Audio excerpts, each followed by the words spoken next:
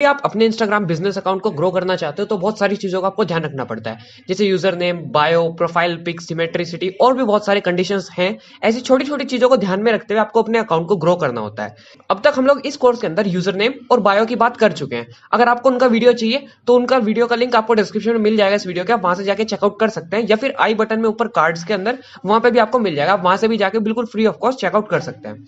अब हम लोग बात करते हैं प्रोफाइल पिक कैसे एक रोल प्ले करती है, एक इंपॉर्टेंट रोल प्ले करती है आपके अकाउंट को ग्रो करने में। एक्चुअली आप कहोगे कि यार ये बात तो हमें पहले से पता है कि प्रोफाइल पिक एक अट्रैक्टिव प्रोफाइल पिक होनी चाहिए, एक अच्छी प्रोफाइल पिक होनी चाहिए। सो इसमें तू नई क्या बात बता रहा है, मतलब कि प्रोफाइल पिक लगाने में नया क्या है। सो उसी का आंसर मैं आज आपको इस वीडियो के अंदर करने वाला हूँ।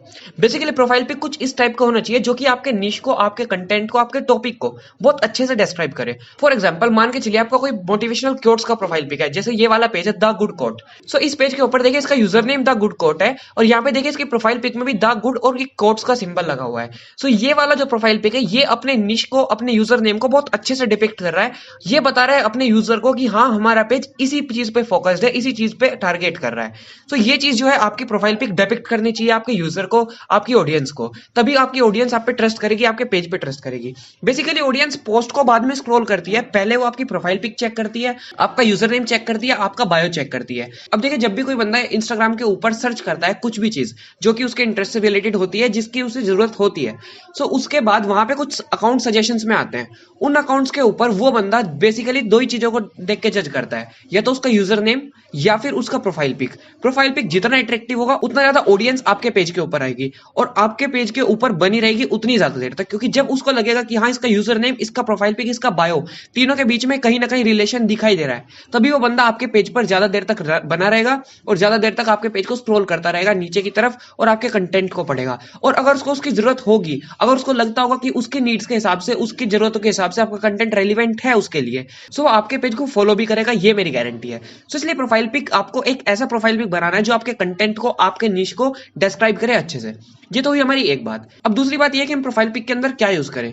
बेसिकली देखिए अगर आपका कोई कोट्स पेज है, मोटिवेशनल पेज है, या फिर कोई आपका बिजनेस है, बिजनेस के लिए तो मैं आपको पर्सनली सजेस्ट करूंगा कि आप लोगो यूज कीजिए, क्योंकि बिजनेस के लिए लोगो बेस्ट तरीका आपके बिजनेस को, आपके कंटेंट को, आपके निश को डिपेक्ट करने का।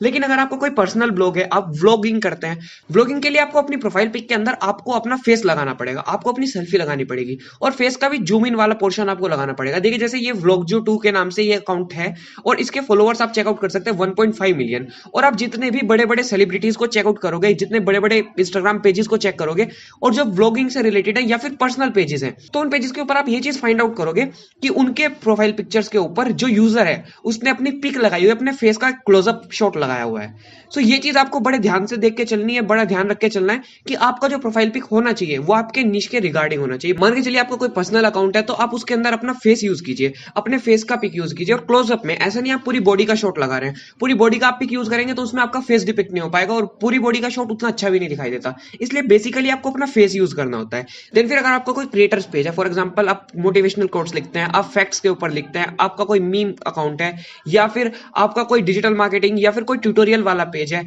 एनीथिंग अगर कुछ इस टाइप का है तो आपको बेटर रहेगा या तो आप लोगो यूज करें, या फिर आप अपने यूजर नेम को ही अपने प्रोफाइल पिक की तरह यूज करें।